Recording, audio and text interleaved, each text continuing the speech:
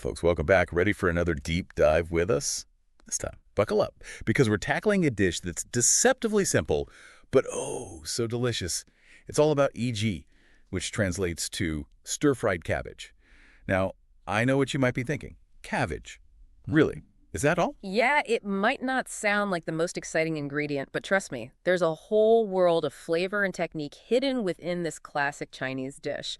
And the source we're looking at today, it breaks down the process step by step. And that's what we love about these deep dives, uncovering those hidden gems of culinary wisdom, And this one, it starts off with something that kind of surprised me. It specifically says we're using only the inner core of the cabbage, not those leafy outer parts. Why would that be? It's all about texture. You see that inner core? It stays amazingly crisp even when cooked, which is essential for that signature crunch.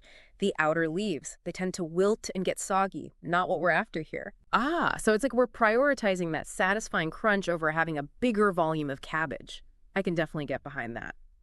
The source also talks about using a specific way to slice the cabbage, called wado pian, or the cleaver slice. So am I picturing this right? Thin, angled pieces, almost like tiny little ramps. Exactly. It's not just about thinness, though. It's that angled cut that creates more surface area, which means the cabbage cooks super fast and evenly, soaking up all those delicious flavors from the sauce while staying nice and crunchy. Remember, speed is key here. So we're seeing a pattern here. Every detail is carefully chosen to achieve that perfect texture. Now let's talk flavor. The source describes a really interesting profile. Garlic takes center stage, and then we've got chili peppers, but not for their heat. This I gotta hear more about. Right. It's fascinating how they use the ingredients here. It's all about this beautiful balance. You've got sourness from the vinegar, the savory depth from soy sauce, and then just a touch of sweetness to round it all out. Okay, classic combo so far. But the garlic is the real star. It adds this pungent aroma that just brings everything together. And the chili, that's where it gets really interesting. It's not about the heat, it's about a whisper of complexity, like a secret ingredient that adds depth to the background without overpowering anything else. Never thought of using chili peppers like that. Now the source is very specific about using rice vinegar, and lots of it. What's so special about rice vinegar in this dish? Why not just any vinegar? Think about it. White vinegar can be really sharp, right? Almost too acidic.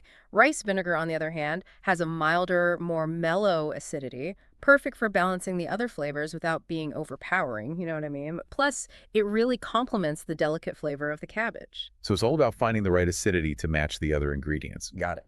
Now this next part I found really interesting. The source calls this a fire dish, emphasizing the need for high heat and speed. What's the deal with this high heat cooking style? Oh, it's crucial. It's all about creating wokei. That's this incredible smoky aroma you get when cooking over super high heat. It's what gives authentic stir fries that distinctive, almost charred flavor. And of course, that high heat makes sure the cabbage cooks quickly and evenly, which keeps it from getting soggy. Makes sense. Speed and heat. Gotta have both. You know, that wokei, it's almost like a badge of honor for stir-fry chefs. You know you've nailed it when you smell that delicious smoky aroma wafting from your wok. Speaking of skill, the course also mentions that is considered a Lujian dish, a category that apparently demands a high level of culinary expertise.